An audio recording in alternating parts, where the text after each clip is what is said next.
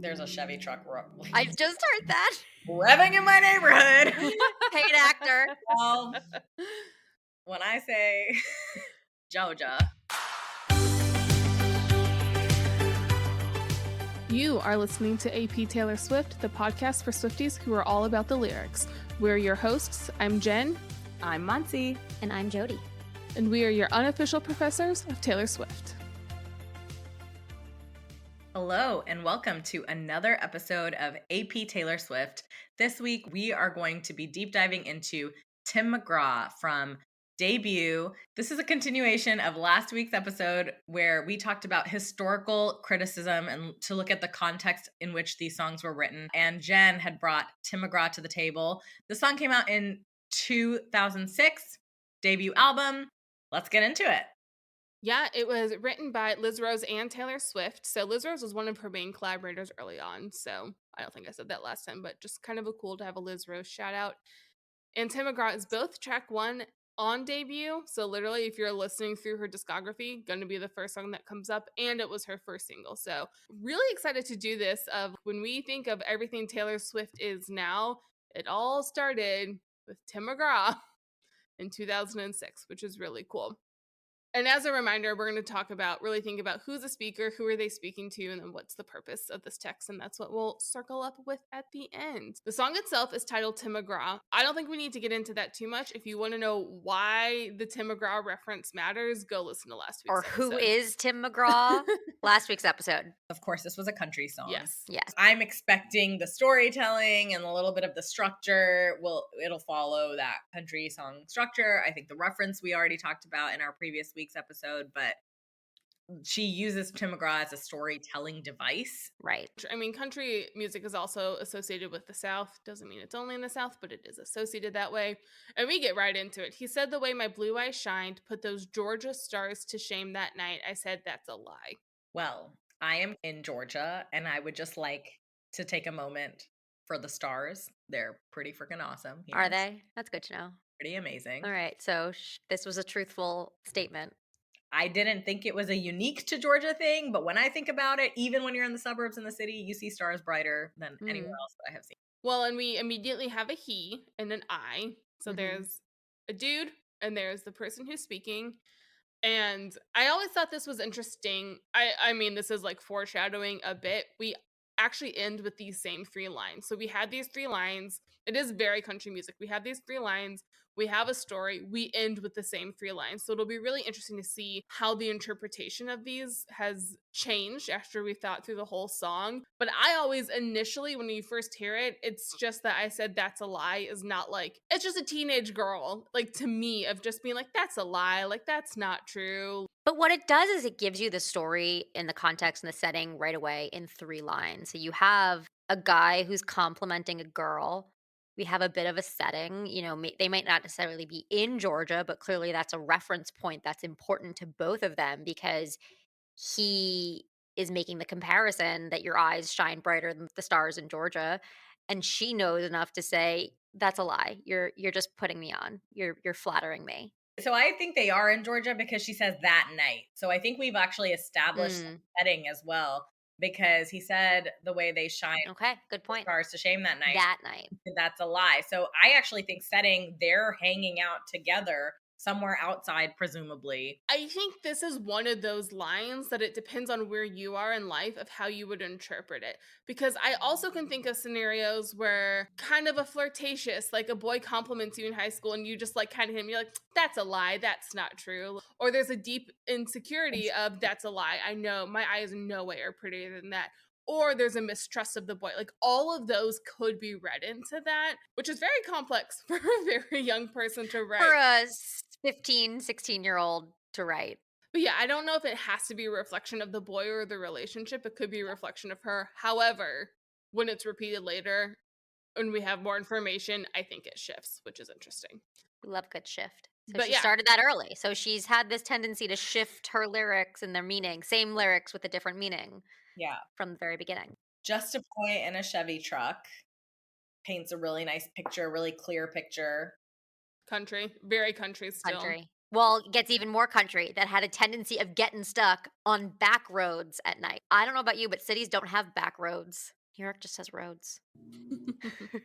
Back roads, Chevy truck. I think these are also buzzwords that show up in a lot of country songs, Yes. not only because Yeah. they reflect the actual way of life, but I also just think if you want to really establish as a new singer, she's new to this space and was trying to establish herself in this community. She is not from Georgia, of course. As a singer, she was from, Pennsylvania, and she's establishing herself as a southern kind of right. country singer out of Nashville. So this She's all, using all the iconography, that's classic. and there I was. I was right there beside him all summer long. And then the time we woke up to find that summer gone. This is August V1. Oh my god, she's in high school, so I like that you said that she's in high school because I do, when you think of high school or that phase of life, you think of how time moves at a different pace. And summertime was really this endless kind of happy space where everybody was discovering what life is like out of school. You're discovering who you are. And then Mhm. the summer ending would be a very definitive moment as like back to reality. Summer could feel like an escape, and the end of summer signifies something. Yeah, there's a change. Yeah, and I think also even going back to the Chevy truck and the back roads too, it's also very much creating this image of like when I see Chevy trucks in the city, I'm like, and they're perfectly clean. I'm like, do you need a truck? What's the point of your truck here? But like, it's a Chevy truck. It's getting stuck, so it's being used, and she's riding beside him all summer long. So they're going places. This is a very active. This is not like a Chevy truck for show. You don't imagine a brand new model. You imagine some beat up, crappy truck that like this dude's grandpa owned. Right. Kind of nostalgic throwback to wow, it was a summer of driving around in this crappy car in the hot Georgia summer with this guy that I like really liked. Like that's the setting, that's where we are. But we also know it's very much past tense, and that's very key. This might be like a slight cultural thing, but I think Chevy trucks are like luxury cars here. I think it's a big deal if a guy has a Chevy truck. It's like an impressive Like car. a new Chevy truck or just No, any Chevy it's truck? just a Chevy truck. I think it's like an impressive car to drive. It's like Hmm. attractive. Just like it might still be old and bent down. I agree with you, Jen, that it's like used. It's not like it's just sitting there pristine. It's like they're getting some good mileage out of it. But I actually think that the fact that this boy has a Chevy truck, we're saying something about the boy. I don't know if I would say that like it could be his grandpa's, it could be a family heirloom, but he's just a boy. Or maybe she wanted brand sponsorships early. I also think you just have to like take a shot every time Chevy is Right. a song. But yeah. But then we changed tense, which is why I think that's interesting. So we had the summer, but when you think Tim McGraw, I hope you think my favorite song. So we're saying that was in the past. And now when you think about Tim McGraw, I hope you think about me, my favorite song. And not just me. I hope you think about these situations that we were in together. The one we danced to all night long, the moon like a spotlight on the lake. So we're really painting this picture of the time spent together during this summer. Well, and it was definitely a summer, but it does seem like there was something very key to one night because we get, like Monzi Mhm. pointed out, put the stars to shame that night, and then we get the one we danced to all night long, the moon like a spotlight on the lake. So there seems to have been like a very key specific Moment. night in this. Yeah, Yeah. it's possible. Yeah, especially when you think happiness, I hope you think that little black dress. So again, we're getting these pictures of what this night could have been or all these little things that happened, this moment that you want to remember. Okay, the clothing gets weird though, because I hope you think that little black dress, think of my head on your chest and my old faded blue jeans. See, I think that's what to me tells me it's the summer and not necessarily one moment. Oh, I was gonna say peak 2000s dress on jeans. Anybody? That's not wrong. Historical criticism, that's important context. I absolutely wore a dress over jeans. But I think you could be right, Jody. I think there's two things happening in parallel. I think it is the whole summer, but there is also a particular night that is Yeah. significant. So I think maybe the black dress is that night, Yeah, and then I the blue agree. jeans is that summer. I think the blue jeans mirrors the I was riding there beside him all summer long, and the black dress mirrors the night about the Georgia stars. So it's really interesting. And I think we've talked about this before. When you think of your partner, what item of clothing would you call them? Would you relate them to? And the whole idea is like a comfortable relationship. You want something comfy, like these old faded blue jeans, and not like, a tight little black dress or something that you feel like you have to dress up for someone and put on appearances. And so when I think of my old faded blue jeans, that's something comfortable and well worn and familiar.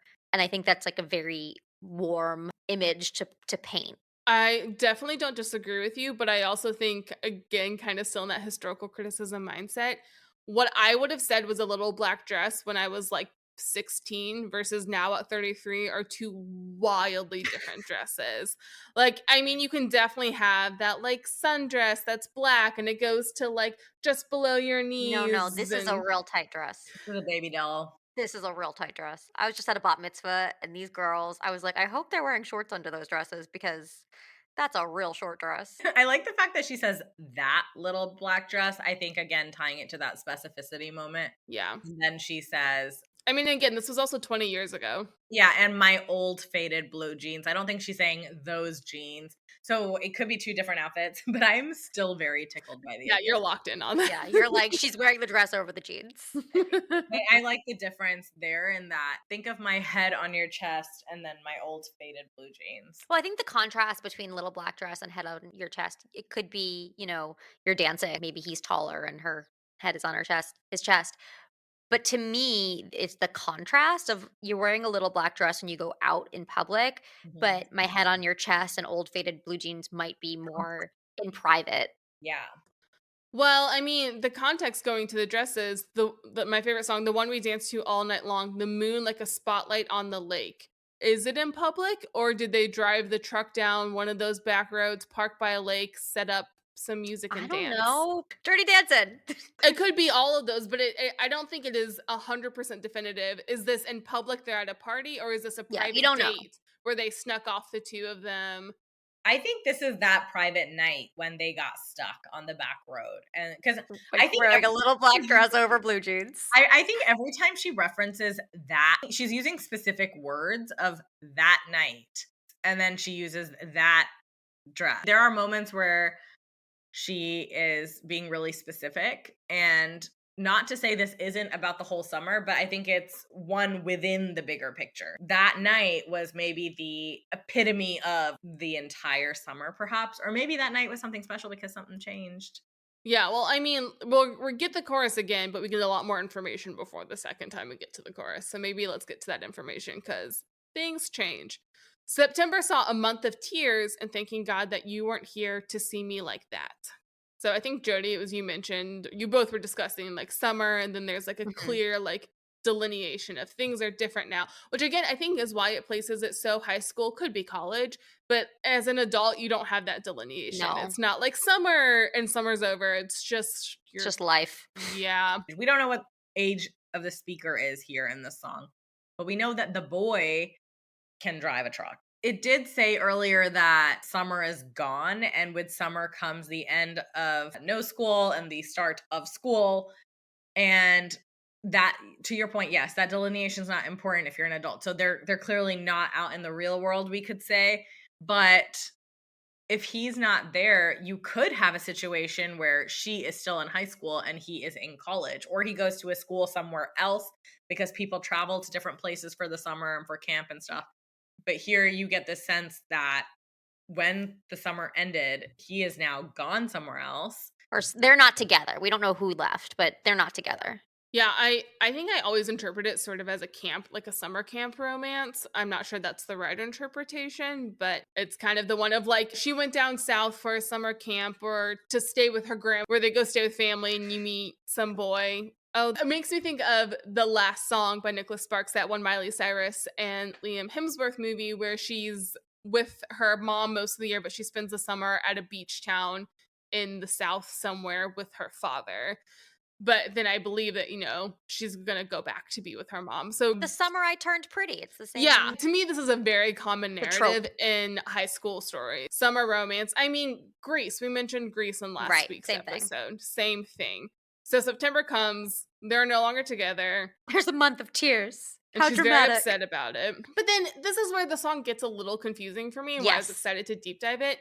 But in a box beneath my bed is a letter that you've never read, from 3 summers back. To all the boys I've loved before, she wrote a letter that she never sent. From 3 summers. Yeah, so is the September saw a month of tears? Is the September when it was over? September saw past tense, but in a box there is a letter. So at the moment of writing the song, we're 3 years past that night. Like, so she's talking about a relationship that happened 3 years ago? Yeah, because it's September saw a month of tears and thanking God that you weren't here to see me like that. But in a box up beneath my bed is a letter. So right now, in this exact moment, there is a letter in a box beneath my bed from 3 summers back. That you never read. Yeah.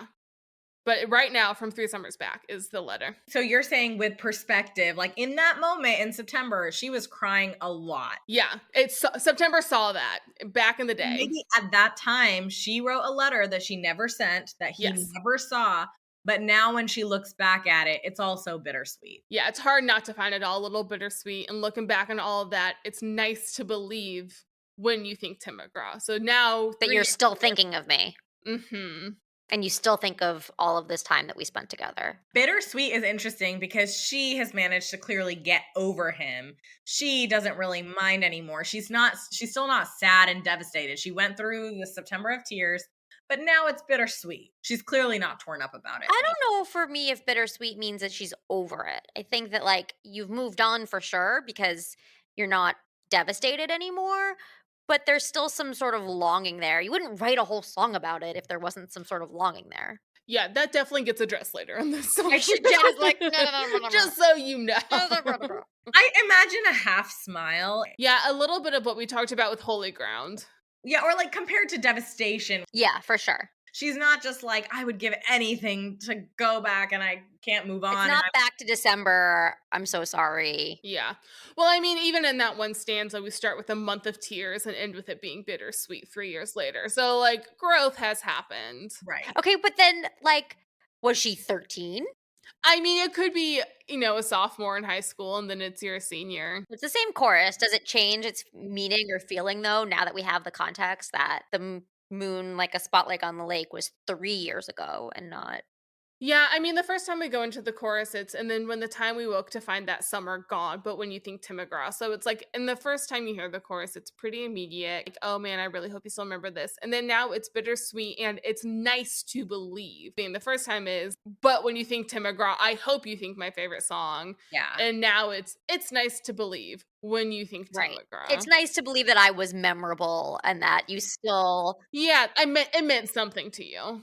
It's so funny because I had a realization the other day that, like, I was in business school 10 years ago, which is wild. And I was like, oh, that means that guy that I dated, that was 10 years ago. And, like, I was like, because it doesn't feel that way. It feels so much more recent than that. And then this song kind of reminds me of that. Like, oh, it's nice to believe, like, you still think of me when XYZ happens, when, like, that was a long time ago. And, like, clearly I've moved on, but, like, you still have these little moments where you're like, oh, this was a time we spent together. Yeah, it's also a significant moment of your life. And so Right. it's a pivotal moment. Yeah. You can't really look back on your own life. It is bittersweet. thinking about that. It is Yeah. bittersweet.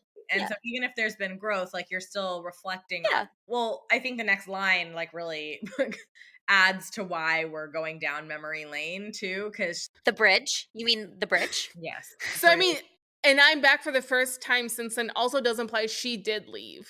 Right. Because she's the one who came back. Yeah, that's true. So it was coming for the summer. Yeah. And I'm standing on your street and there's a letter left on your doorstep. And the first thing that you'll read. So she takes the letter. Is to all the boys I've loved before where you send the letter. Wait, but is it the same letter or is it a new letter? Well, okay, so she does change the chorus in the next time and the first thing that you'll read is when you think Tim McGraw. She goes into the chorus, but she changes it to I hope you think my favorite song. Someday you'll turn your radio on. I hope it takes you back to that place. So I don't know. In some ways, is this song the letter that she's metaphorically leaving on the doorstep? Yeah, that's what it feels like. You wouldn't leave the same letter. Oh, yeah. I think she was reading that letter that he never got, and she thinks it's bittersweet. But now this is a different letter that is, I mean, when she says someday you'll turn your radio on, Yeah, it's the song.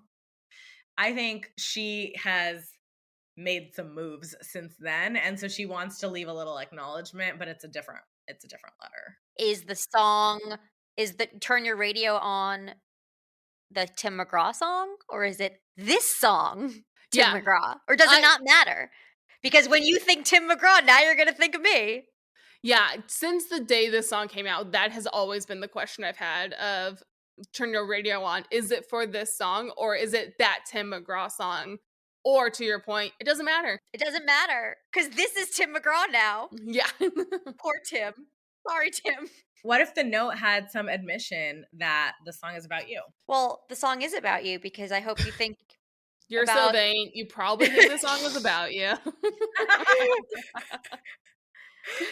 because she mentions the Chevy truck. First thing that you'll read is when you think Tim McGraw I hope you think is my my favorite song, which is a line from the song. meta. God, did we do an episode on meta textuality? The lyrics of the song in the note. Jesus, my head hurts. It goes in a loop-de-loop forever. It's like Jeremy from The Good Place. Yeah. I want to talk about the last three lines again, but I want to point out this was her first song. Again, I know I've said it several times, but there's been so many criticisms of like, oh, like she was not that good of a songwriter or whatever. This is poetry. Yeah, and we've gone so deep into this already, and I mean, this boy is stuck in a loop. He's It's been Jeremy Bearmead. it's the Groundhog Day for high school romance. He's gonna get a note, and the first thing that he'll read is the song, and then the song has the thing about the note, and then So then my question is, which I this has been the thing that's always confused me. Why do we end with again, he said the way my blue eyes shined, put those Georgia stars to shame that night. I said that's a lie. Maybe this goes to the time loop theory. That the song ends how it begins. I think it tells you he broke up with her. I think it shifts. So to your point, Jen, when you hear it at the very beginning, he said the way my blue eyes shined, put those Georgia stars to shame that night. I said that's a lie. That could be playful, that could be flirtatious. But then we have this story of like they're not together anymore. She cried for a month. So glad you didn't see that. Wrote a letter, and now I'm back to give you a different letter. The tenor of those three lines really shifts yeah. because that's a lie kind of stings a little bit more. Yeah, and I think it is bittersweet, and she still wants him to have the good memories, but there's a humble brag in there of when you hear it on the radio, and now she knows it was a lie because he clearly wasn't all in it. Is it wants him to have the good memories or wants him to really think hard about what he left behind and doesn't have anymore? I think the way that she says my favorite song still, I think to me is like, I hope you can reminisce how good that night was. Yeah, I mean, when you think happiness, I hope you think that little black dress. That's not a middle finger. That's I hope when you are really happy, you're like, oh, that was also a really happy moment that I had. So it's not when you see my face, hope it gives you hell. Yeah, exactly. I don't think it is a take that in your face kind of a thing, but I do think it's a humble brag of like, and now when you hear it on the radio, but I think she does want him to know that it's about him. I think she wants him to know that that was an important moment, and I hope he remembers it. But then at the end, when she says that's a lie, I think she's calling out the fact that he didn't really mean it that time because he broke up with her. I don't think I agree with this interpretation, but I think there's a possible reading to this of I'm back for the first time since then, standing on your street, leaving you this letter, and using the same lines that started the original love story again. There could be a reading of reconnection, of they did this date again, that they reconnected after 3 years. It's not how I personally interpret it, but I think that there is a way to read this of I came back, I left you this letter, and we started all over again. There's also an interpretation where she Is dead. is back for the first time in 3 years to Georgia, and she's looking at the stars, and she's like, "You were lying. These stars are amazing." You didn't like my dead theory? Whatever, that's fine. Yeah, that she's I don't haunting him. This one, I'm not feeling the dead theory. I'm feeling like she made it. I think there's something that's really profound, or maybe profound isn't the right word. The nostalgia in this song is really Yeah.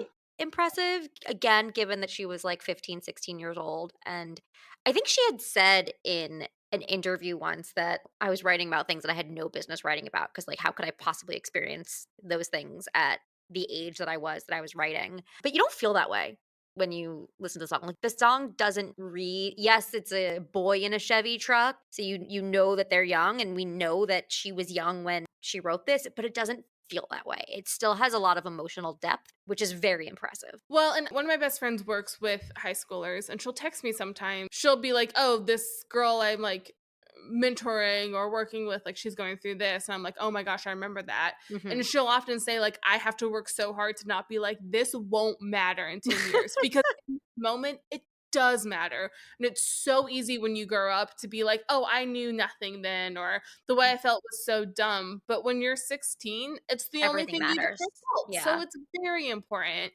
And dismissing that's not helpful to those teenagers. I also think that we talk about how Taylor Swift as a writer is just an incredibly romantic human. I mean, she's written some of Mhm. the most amazing love songs. We talked about all the love songs on that episode. One thing that I think is interesting is a lot of us, like all of us, are around the same age as her, and we grew up with this music. And I remember even listening to it when it came out. And in that moment, really understanding that deep emotion. I don't want to speak for other generations, but I certainly know that our generation grew up with the Disney movies and the Disney Channel and a lot of romantic love stories. It was the age of chick flicks. It was the age of, there were a lot of love stories around Yeah. us, maybe. A lot of rom-coms. Yeah. And so I think even at that age, even if you had not experienced those things and it would end up looking insignificant in retrospect, I think in that moment you really felt those big emotions and it was almost like romanticizing that feeling. And she does that so well here. But I also think that's such a amazing aspect of country music. It's not even just the words, it's the genre. There is nostalgia and love and these basic emotions built into that genre as a music style. I mean, I think the purpose of the song is to introduce her to country music.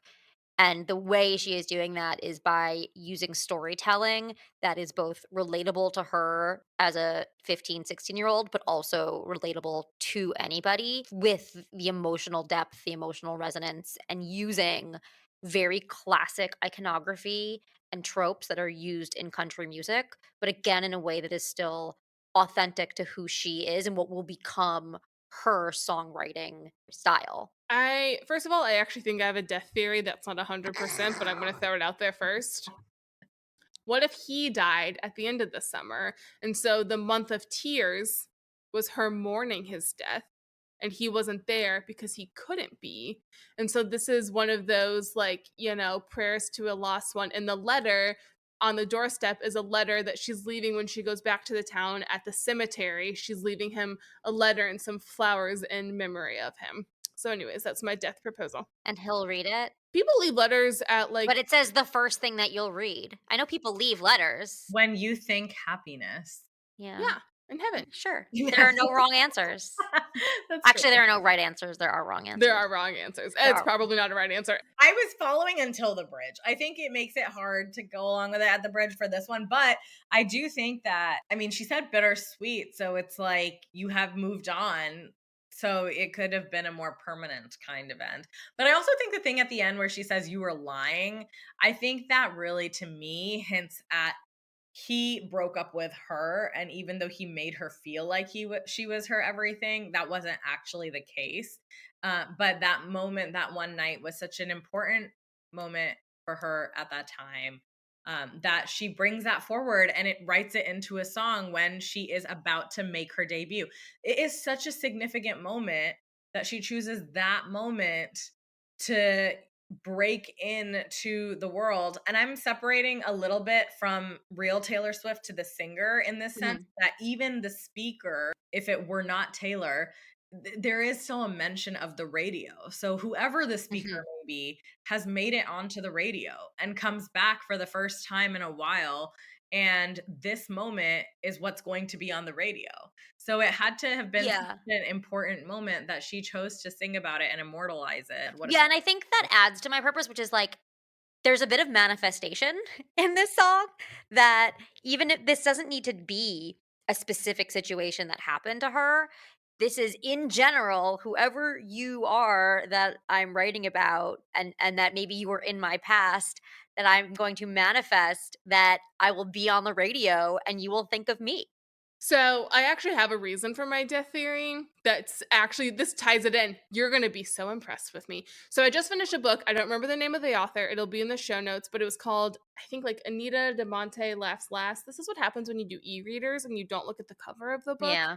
But it'll be in the show notes. In that book, one of the characters' point of view is someone who is dead and she's in the afterlife. And in the mythology of this book, if you are an artist, you can actually come back in different a bat form very specifically. I don't know why, but you can come back when your art is remembered or when Hmm. your art, so she comes back and she'll see like an exhibition of her art, or she will hear when she's in the other world and like the afterlife, she'll hear when someone says her name and she can go visit and see why they're talking about her, and Oh, that's cool. she's attached. It's a really good book. So that was part of, I think I literally finished it yesterday. So I think some of that was in my mind of like, of course you can read a letter. Cause in the book, Yeah. she's reading letters all the Coming back. time because she's just coming back and looking over people's shoulders. So I don't really believe the death theory. However, I think this idea of creating art, of immortalizing something, and to your point, Monzi, there was something about this moment, this feeling, even if it wasn't literal, that there is something about this like, I want to remember how I felt, and I want everyone else to remember how they felt in similar situations. And I want this moment and this feeling to have a platform and a place. And that's what artists do, is they use their medium to immortalize something. Mhm. The fact that the very first song she chose out of her first album to make this the single is something that's saying, I'm going to immortalize love, is like very bold for a teenager, very poetic for a teenager, but it does it so well in a way that I, many, many years later, can listen to this song and think about guys like I had a crush on in high school. And I have that nostalgia. To have that immediate nostalgia in the moment is kind of insane, but that's why the song is so universal. It doesn't matter if it's 3 years, 13 years, 30 years. When you think back to those moments Yeah. in your youth that were special and beautiful, and when we talk about that night, like in my mind, I always interpret this as this was the first night she felt a flicker of love. Yeah. Doesn't mean it was Mm. the full thing, but Right. there was that those first flickers are really, really special, and let's immortalize it in something beautiful. Yeah, I think there are two purposes. Like, there's a very clear purpose of what was the purpose that Taylor Swift had for this song. And it did play, I think, a very important strategic moment in time for her. She was very clever about the marketing. We talked about it on our Right. last episode. Using a really famous country singer in the name as a reference was bold move. Follows the country song, all of the format. It's a love story, it's a storytelling, it has a Chevy and the God and the back roads.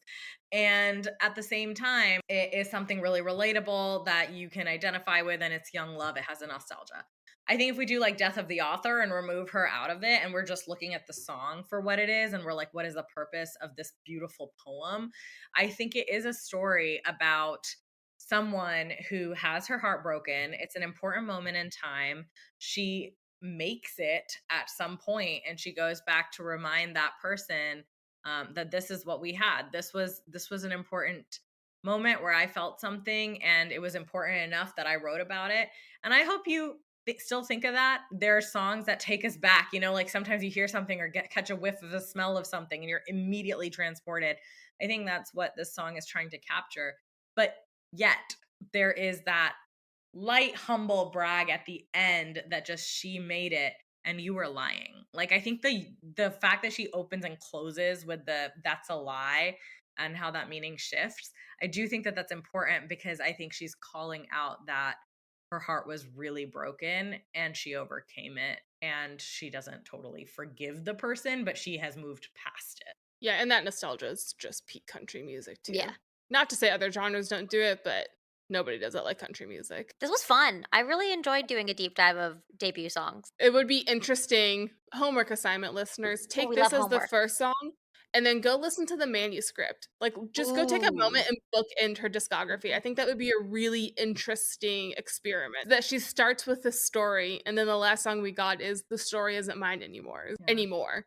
But that's your homework, listeners, to go from beginning to end and think and just kind of sit with it. Being human is very complex, but she's been authentically human for a really, really long time, which is cool. Yeah, I'm very excited to see what the reimagining of this will be. So fingers crossed. Oh, I know what I want for the vault tracks. If she doesn't include I'd Lie, which was something that I definitely like torrented from somewhere and listened to on loop on YouTube, I will be devastated because that was teenage Jennifer.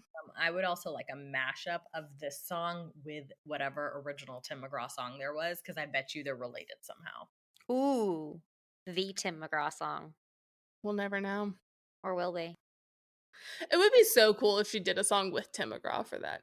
Oh, yes, a vault track Yeah, that's one of her a vault tracks was duet. a duet with Tim McGraw. That'd be really We're gonna cool. have to edit the shit out of this if she drops this before this episode No, comes out. this is when we talked about historical criticism last week. This episode now exists as historical criticism. This is how the world was in the moment we recorded this episode. All right, guys. Well, join us next week for another episode of AP Taylor Swift. That's all we have for you today on AP Taylor Swift. Be sure to rate and review us on your favorite podcast app. Follow us on social at AP Taylor Swift to stay up to date, and join us next time as we overanalyze and deep dive into the next Taylor Swift song on AP Taylor Swift.